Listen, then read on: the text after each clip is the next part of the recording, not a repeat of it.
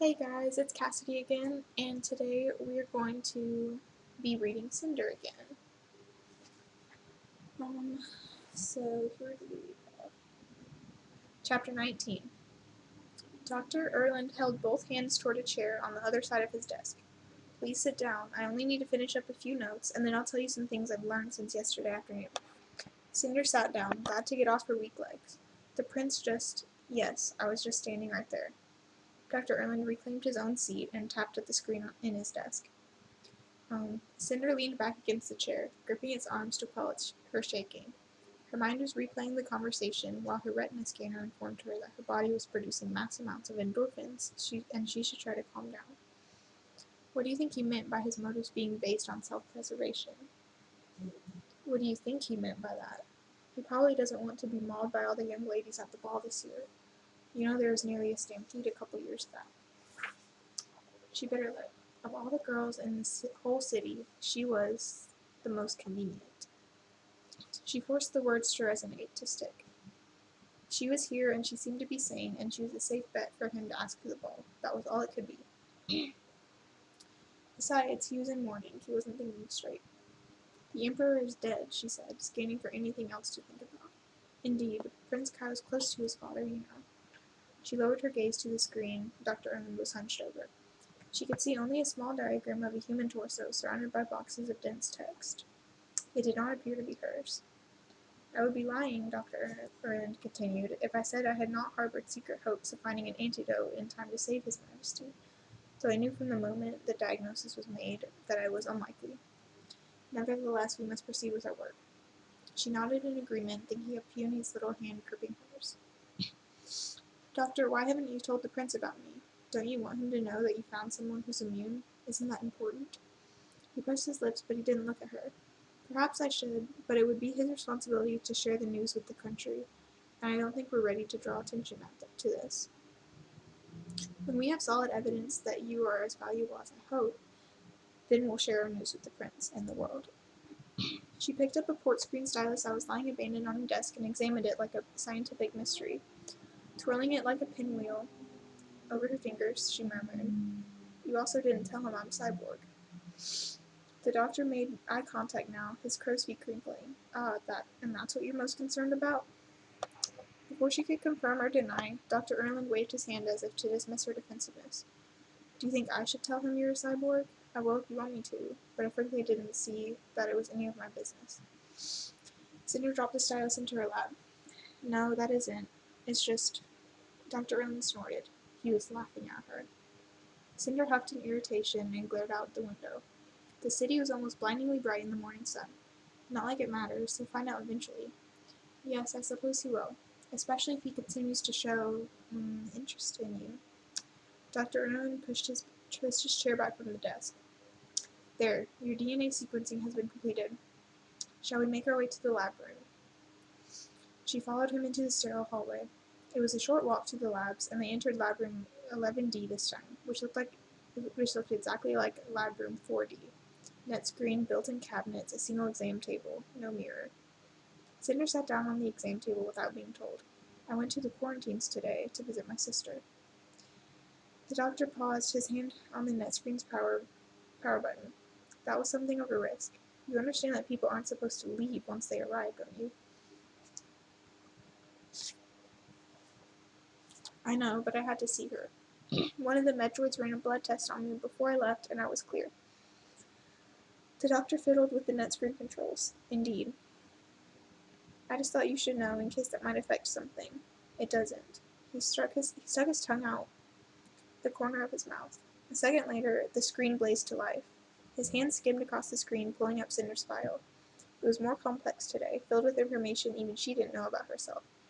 And I saw something, she said. The doctor grunted, more focused on the screen than her. One of the medroids took an ID chip from a victim after she died. The medroid said it was programmed to take them. It had dozens of them. Dr. Erland turned back to her with a mildly interested expression. He seemed to ponder this a moment, then his face slowly relaxed. Well, what? Why would it do that? The doctor scratched his cheek, where a fine beard had started to grow across his leathery face. It's a common practice in rural parts of the world where lettermosis has been claiming lives much longer than it has in the cities. The chips are extracted from the deceased and sold off, illegally, of course, but I understand they can fetch a high price. Why would anyone want to buy someone else's ID chip? Because it is difficult to make a living without one. Money accounts, benefits, licenses, they all require an identity. He stitched his eyebrows. Although that brings up an interesting point. With all the lettermosis fatalities the past few years, one would think the market is saturated with unneeded ID chips. He's curious why they'd still be in demand. I know, but when you already have one, she paused as his words sank in. Would it really be that easy to steal a person's identity? Unless you want to become someone else, he said, reading her thoughts. Thieves, fugitives of the law. The doctor rubbed his head through the hat. The rare lunar. They, of course, do not have ID chips to begin with. There aren't any lunars on Earth.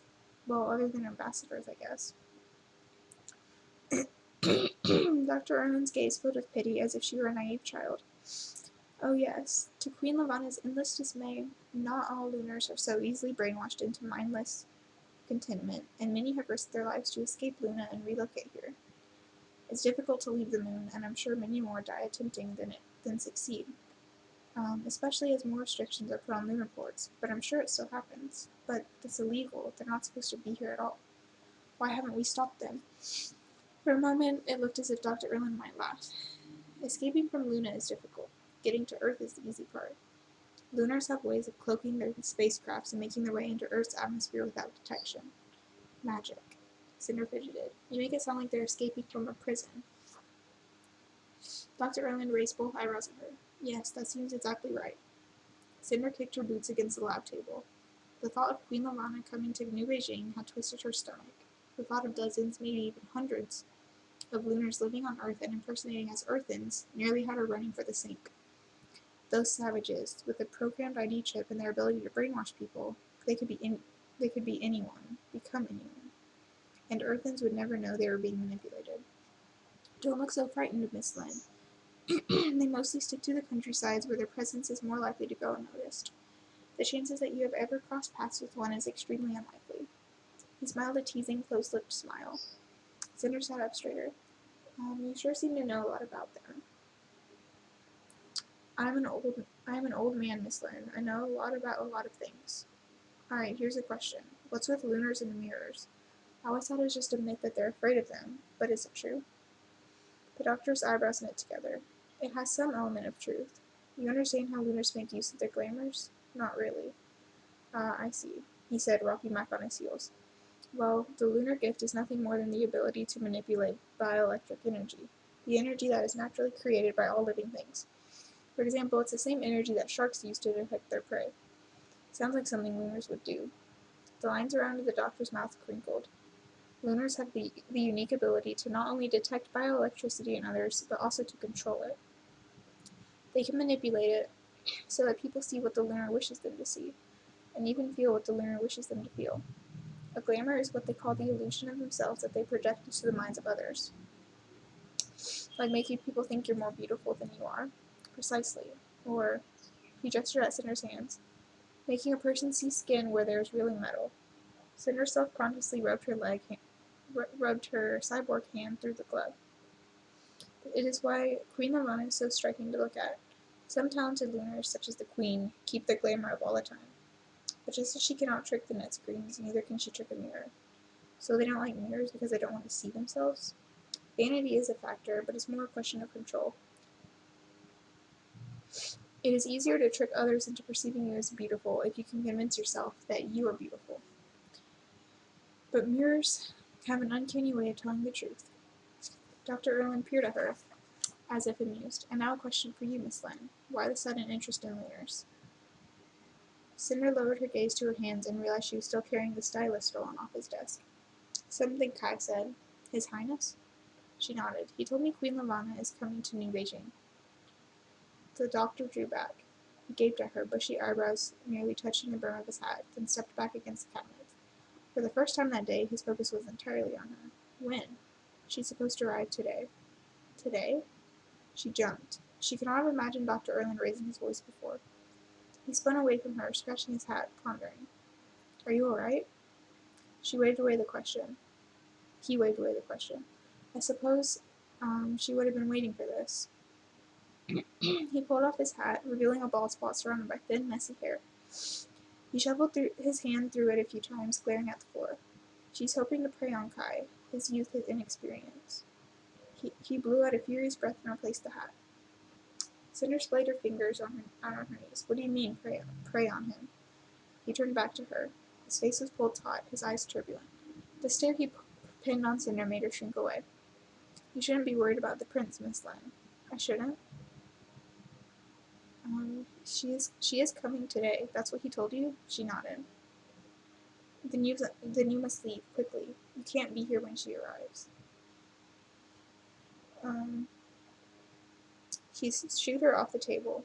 Cinder hopped down, but made no move toward the door. What does this have to do with me? We have your blood samples, your DNA. We can do without you for now. Just stay away from the palace until she's gone, do you understand? Cinder planted her feet. No, I don't. The doctor looked from her to the net screen, still showing her stats. He appeared confused. Old. Frazzled. Screen. Display current newsfeed. Cinder's stats vanished, replaced by the news anchor. The headline above him announced the Emperor's death. Highness is preparing to make a speech in just a few minutes on the death of His Imperial Majesty and the upcoming coronation. We will be broadcasting live. Mute. Cinder folded her arms. Doctor? He turned pleading eyes to Cinder. Miss Lynn, you must listen very carefully. I'll turn my audio interface volume to max. She leaned back against the cabinets, disappointed when Dr. Erland didn't so much as blink at her sarcasm. Instead, he blew out a disgruntled sigh. I'm not sure how to say this. I thought I'd have more time. He rubbed his hands together, paced back toward the door, squared his shoulder, and faced Cinder again. You were 11 when you had your operation, correct? The question was not what she'd been expecting. Yes. And before that, you don't remember anything? Nothing. What does this have to do with... But your adoptive parents, surely they must have told you something about your childhood. Or your background? Her right palm began to sweat. My stepfather died not long after the accident, and Adri doesn't like to talk about it, even if she knows anything. If she knows anything. Adopting me wasn't exactly her idea. Cinder shook her head. Just their names, birthdays, whatever was in my files. The files on your ID chip. Well, irritation burst inside her. What's your point? Dr. Erland's eyes softened, trying to comfort, but the look only unnerved her. Miss Lynn, from your blood samples, I have deduced that you are in fact lunar. The word washed over Cinder as if he were speaking a different language. The machine in her brain kept ticking, like it was working through an impossible equation. Lunar? The word evaporated off her tongue, almost non-existent. Yes. Lunar? Indeed. She pulled back, looked at the walls, the exam table, the silent news anchor. I don't have magic, she said, folding her arms in defiance. Yes, well, not all lunars are born with the gift. They're called shells, which is a slightly derogatory connotation on Luna, so... Well, bioelectrically challenged doesn't sound much better, does it? He chuckled awkwardly. Cinder's metal hand clenched. She briefly wished she did have some sort of magic, so she could shoot a bolt of lightning through his head. I'm not lunar. She wrenched her glove off and waved her hand at him. I'm cyborg. You don't think that's bad enough? Lunars can be cyborgs as easily as humans. It's rare, of course, given their intense opposition of cyberkinetics and brain-machine interfaces. Cinder faked a gasp. No, who would be opposed to that? But being lunar and being cyborg are not mutually exclusive, and it isn't altogether surprising that you were brought here. Since the statement of the non-gifted infanticide under Queen Shamari, many lunar parents have attempted to rescue their shell children by bringing them to Earth. Of course, most of them die and are executed for the attempt, but still, I believe this was the case with you. The rescuing part, not the execution part. An orange light flickered in the corner of her vision. Cinder squinted at the man. You're lying. I am not lying, Miss Lynn. She opened her mouth to argue. Which part? What exactly had he said that triggered the lie detector? The lie went away as he continued speaking. That also explains your immunity. In fact, when you detected the pathogens yesterday, Your being lunar was the first possibility to cross my mind, but I didn't want to say anything until I confirmed it. Cinder pressed her palms against her eyes, blocking out the blaring fluorescence. What does this have to do with immunity? Lunars are immune to the disease, of course. No, not of course. This isn't common knowledge. She strung her hands back against her ponytail. Oh, well, but it is common sense when you know the history. He wrung his hands, which I suppose most people don't.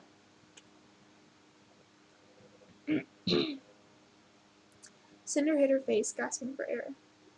Perhaps she could rely on the man being insane and not have to believe anything he said after all. You see, Dr. Erlin said, lunars are the original carrier hosts for lettermosis. Their migration to the rural areas of Earth, mostly during the reign of Queen Shannari, brought the disease into contact with humans for the first time. Historically, it's a common situation. The rats that brought the bubonic plague to Europe. The conquistadors who brought smallpox to the Native Americans. It sounds so second era that Earthens take their immunities for granted now, but with the migration of lunars, well, Earthen immune systems just weren't prepared.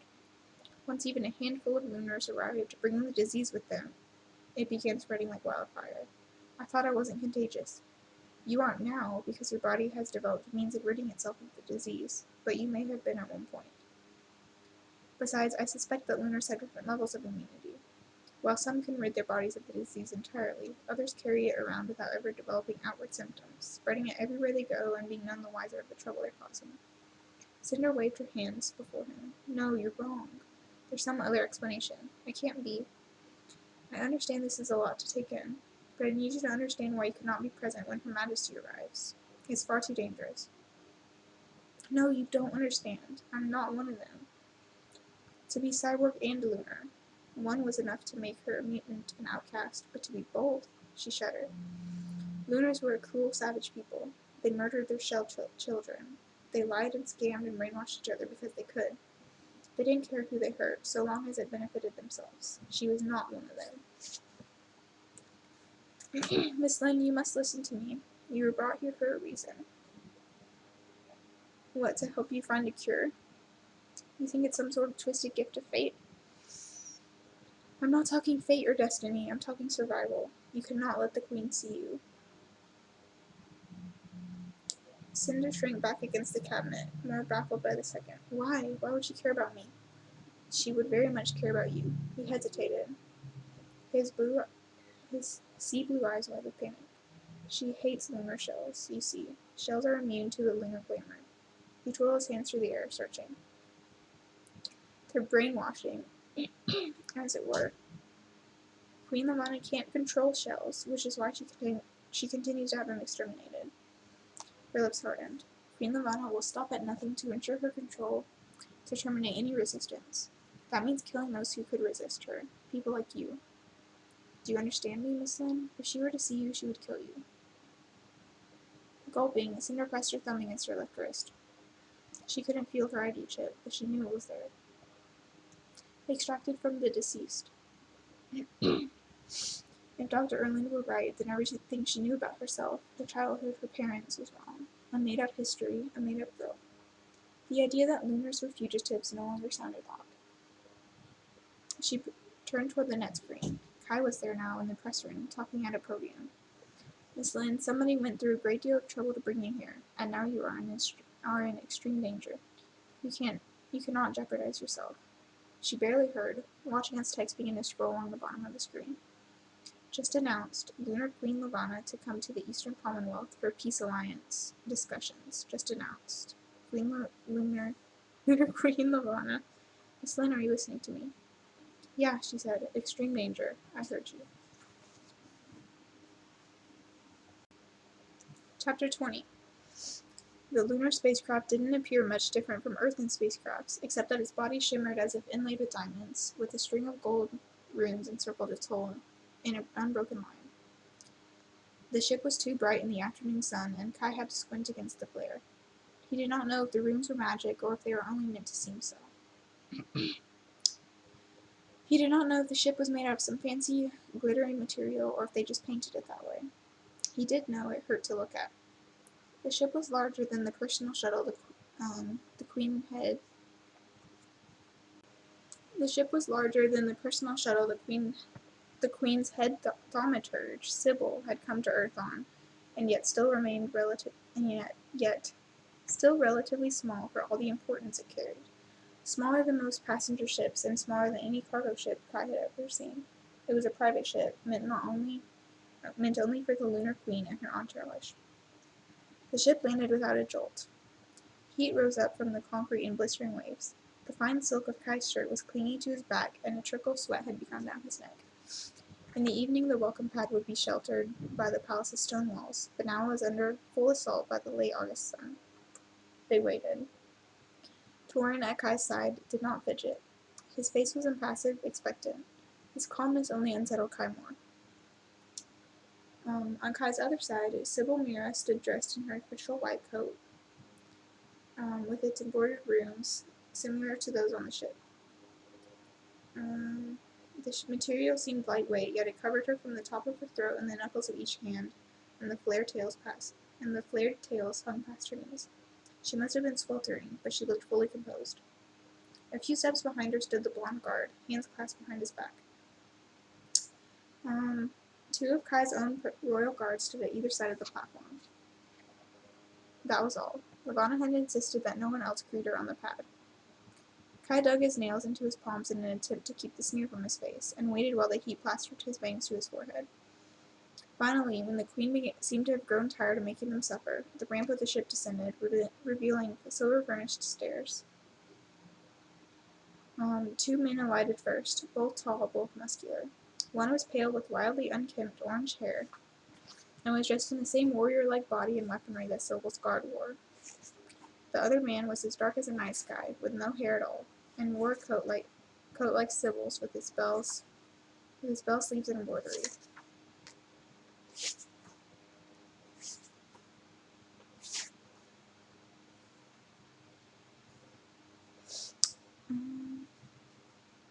Where was I? His, however, was crimson, announcing that he was beneath Sybil, a second-tier thaumaturge. Kai was glad he knew enough about the Lunar Court to recognize that, at least. He watched the two men as they surveyed the land, the surrounding walls, and the assembled group with stoic expressions, before standing to either side of the ramp. Sybil slinked forward. Kai swallowed a breath of stifling air. Queen Levana appeared at the top of the stairs. She still wore her long veil, blindingly bright beneath the relentless sun. Her white dress whispered around her hips as she glided down the steps and accepted Sybil's hand. Sybil dipped to one knee and touched her forehead to her queen's knuckle. Our separation was insufferable. I am pleased to be in your service once more, my queen. Then she stood and, with a single graceful motion, lifted the veil back from Levana's face. The hot air caught in Kai's throat, choking him. The queen paused just long enough to seem as though she were letting her eyes adjust to the bright daylight of Earth. But Kai suspected she really just wanted him to see her. She was indeed beautiful, as if someone had taken the scientific measurements of perfection and used them to mold an ideal specimen. Her face was slightly heart-shaped, with high cheekbones barely flushed. Auburn hair fell in silken ringlets to her waist, and her unblemished ivory skin shimmered like mother of pearl in the sunburn. Her lips were red, looking like she just drunk a pint of blood. A chill shook Kai from the inside out. She was unnatural. Kai risked a glance at Torin and saw that he held Levana's gaze without outward emotion. Seeing his advisor's resolve sent a jolt of determination through Kai. Reminding himself that it was only an illusion, he forced himself to look at the Queen again. Her onyx eyes glittered as they swept over him. Your Majesty, Kai said, folding a fist to his heart. It is my greatest honor to welcome you to my country and planet. Her lips curled. A sweetness lit up her face, the innocence to match a child's. It unsettled him. She did not bow or even nod, but instead held out her hand. Kai hesitated, staring at the pale, translucent skin, wondering if just touching her was all it took to destroy a man's mind. Bracing himself, he took her hand and brushed a quick kiss against her fingers. Nothing happened. Your Highness, she said, in a lilting voice that thrummed along Kai's spine. It is my greatest honor to be thus welcomed. Might I again offer my sincere condolences on the loss of your father, the great Emperor Aiken. Kai knew she was not at all sorry for his father's death, but neither her expression nor tone hinted at a thing. "Thank you," he replied. "I hope everything meets your expectations during your visit." "I look forward to the Eastern Commonwealth's famed hospitality." Sybil stepped forward, eyes respectfully averted from Queen Lamanna. I inspected your quarters myself, my queen. They are subpar to our accommodations on Luna, but I think they will be adequate. Lavanna did not acknowledge her thaumaturge, but her gaze softened, and the world changed. Kai felt that the ground lurched beneath him, that the air had been sucked from his Earth's atmosphere, that the sun had gone black, leaving the ethereal queen the only source of light in the galaxy. Tears pricked at the back of his eyes. He loved her. He needed her. He would do anything to please her. He jabbed his fingernails into his palms as hard as he could, nearly yelping from the pain, but it worked. The queen's control disintegrated, leaving only the beautiful woman, not the desperate adoration of her. He knew that she was aware of the effect she'd had on him as he struggled to soothe his ragged breathing, and though he wanted to detect cold hardiness in her black eyes, he saw nothing. Nothing at all. "If you will follow me," he said, his voice slightly hoarse, "I will show you to your rooms." "That will not be necessary," said Sybil. "I am quite familiar with the guest wing, and could take Her Majesty myself. Would you like a moment to speak in private?" "Of course," Kai said, hoping his relief didn't show. Sybil led the way, the second thaumaturge and the 2 guards marching behind. They paid Kai and Torin no heed as they passed, but Kai didn't doubt that he would snap his neck in a second if he made any suspicious movements. He released a shaky breath when they had gone. "Did you feel her?" he asked, barely above a whisper. "Of course," said Torin. His eyes were drawn to the ship, but he could have been staring at Mars for all the focus in his eyes. "You resisted her well, your highness. I know it was difficult." Kai brushed his hair off his forehead, seeking a breeze, any breeze, but it didn't come. "It wasn't so hard. It was only for a moment." Torin's eyes met his. It was one of the few times Kai had seen true sympathy in that gaze. "It will get harder."